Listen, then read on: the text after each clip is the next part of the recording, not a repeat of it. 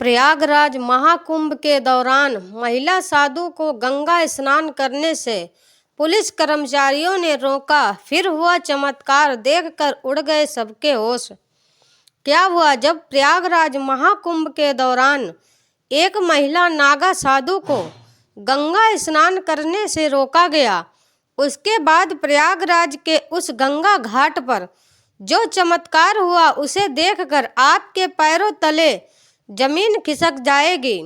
साल 2025 का जनवरी महीना था जब प्रयागराज में महाकुंभ का विशाल आयोजन हो रहा था। दुनिया भर से लाखों श्रद्धालु, संत और साधु गंगा स्नान के लिए यहाँ जुटे थे। इस महाकुंभ में हर किसी का एकमात्र उद्देश्य था मोक्ष की प्राप्ति। इस भीड़ में एक और दिव्य साध्वी थी, महामाई गंगामयी।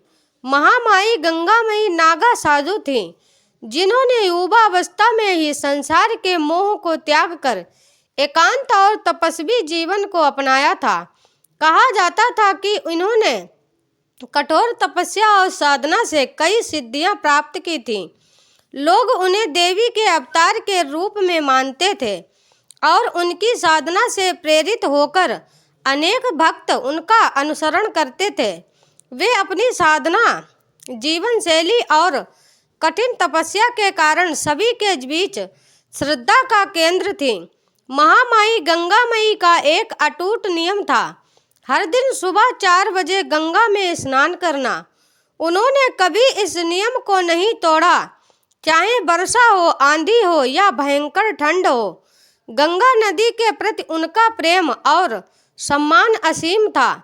उनके अनुसार गंगा में स्नान केवल एक शारीरिक क्रिया नहीं थी, बल्कि यह एक आध्यात्मिक प्रक्रिया थी जिससे आत्मा का शुद्धिकरण होता था और परमात्मा से सीधा संबंध बनता था। जब उन्होंने महाकुंभ में जाने का निश्चय किया तो उन्होंने पहले ही निर्णय ले लिया था कि वे वहां कुछ महीने रहेंगी, साधना करेंगी और गंगा के पवित्र तट पर ध्यान लगाएंगी। उन्होंने अपनी यात्रा की तैयारी की और 1 महीने पहले ही प्रयागराज पहुंच गई। पहली सुबह जब वे प्रयागराज के गंगा घाट पर पहुंची तो माहौल अद्भुत था। महाकुंभ की धूमधाम के बीच भी गंगा का शांत प्रभाव और वातावरण में व्याप्त आध्यात्मिकता ने सभी को मंत्रमुग्ध कर रखा था।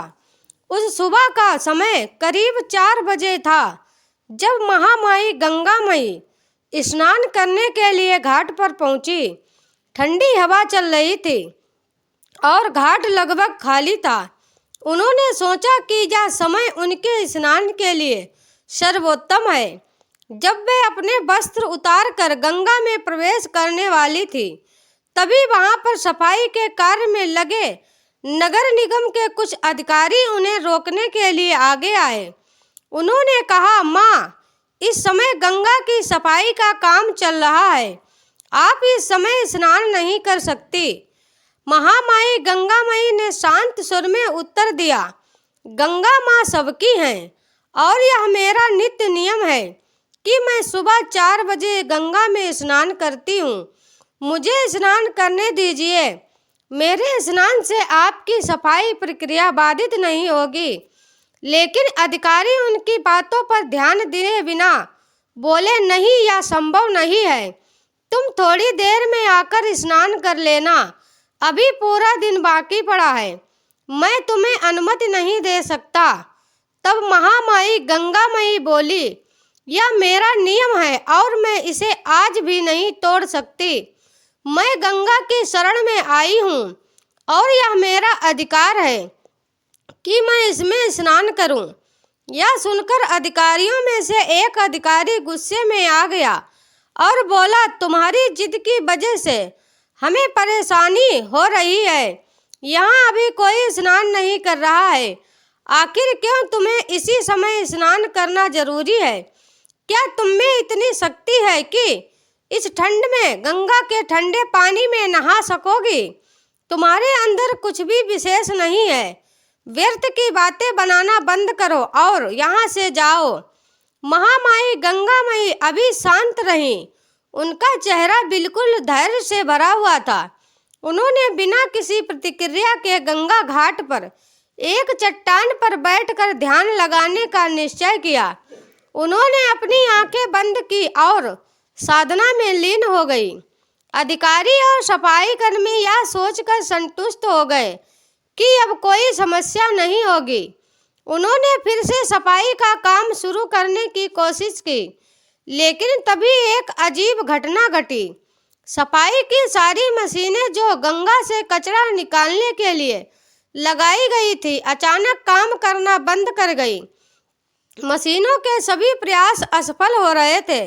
अधिकारियों ने कई बार मशीनों को चालू करने की कोशिश की, लेकिन कोई फायदा नहीं हुआ।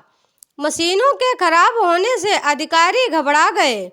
उन्होंने इंजीनियरों की एक टीम को बुलाया, जिन्होंने मशीनों की जांच की, पर कोई भी तकनीकी समस्या नहीं मिली। मशीनें पूरी तरह से ठीक थी, लेकिन वे चालू नहीं हो रही थी। यह देखकर सभी हैरान थे। उसी समय एक सफाई कर्मचारी, जो पहले कभी महामाई गंगा माई से मिला था, उन्हें ध्यान मुद्रा में बैठा देख चौंक गया। वह तुरंत उनकी पहचान कर गया। उसने अपने अधिकारियों से कहा, यह साध्वी कोई साधारण साध्वी नहीं है। इनकी सिद्धियां अद्भुत सिद्धियां हैं। जब मैं छोटा था और बीमारी से ग्रसित हो गया था, तब इन्हीं के आशीर्वाद से मैं ठीक हुआ था। हमें इनसे माफ़ी मांगनी चाहिए, क्योंकि उनका अपमान करने के कारण ही मशीनें काम नहीं कर रही हैं। यह सुनकर अधिकारी हक्के बक्के रह गए। उन्होंने समझ लिया कि उनका व्यवहार गलत था। वे सभी महामाई गंगा माई के पास गए और उनके चरणों में गिरकर माफ़ी मांगी। उन्होंने कहा, माँ, हमसे बहुत बड़ी भूल हो गई है। हमें समझ नहीं आया कि आप कौन हैं। हमसे गलती हो गई कि हमने आपको गंगा में स्नान करने से रोका। कृपया हमें क्षमा करें। महामाई गंगा माई ने आंखें खोली और मुस्कुराते हुए बोली, गंगा माँ सबकी हैं और किसी का भी गंगा पर विशेष अधिकार नहीं है। साधुओं का पहला अधिकार होता है, क्योंकि वे गंगा की महिमा को समझते हैं। लेकिन यह भी जरूरी है कि हम सब मिलकर एक दूसरे का सम्मान करना चाहिए। मैं आपको क्षमा करती हूँ। इसके बाद गंगा माई ने गंगा में स्नान किया। जैसे ही उन्होंने इस गंगा में स्नान किया, उसी क्षण मशीनें फिर से चलने लगी। अधिकारियों और कर्मचारियों की आंखों में आश्चर्य और श्रद्धा थी। वे सभी ने यह महसूस किया कि साधु संतों का अपमान करना एक बड़ी गलती है और वे वास्तव में ईश्वर के प्रति समर्पित होते हैं। महामाई गंगा माई ने अपने तप और साधना के जरिए यह संदेश दिया कि गंगा और अन्य पवित्र नदियों का सम्मान करना चाहिए और किसी भी साधु या संत का अपमान नहीं करना चाहिए। यह घटना इस बात का प्रतीक थी कि आध्यात्मिक शक्ति केवल दिखावे या बाहरी चमत्कारों में नहीं होती, बल्कि वह प्रेम, भक्ति और समर्पण में निहित होती है। इस कथा से हमें यह सीख मिलती है कि साधु संतों का आदर और सम्मान करना चाहिए। उनकी तपस्या और साधना हमारे जीवन को मार्गदर्शन देती है। हमें कभी भी उन्हें छोटा नहीं समझना चाहिए। गंगा जैसी पवित्र नदियों का सम्मान सभी का कर्तव्य है। हर हर गंगे।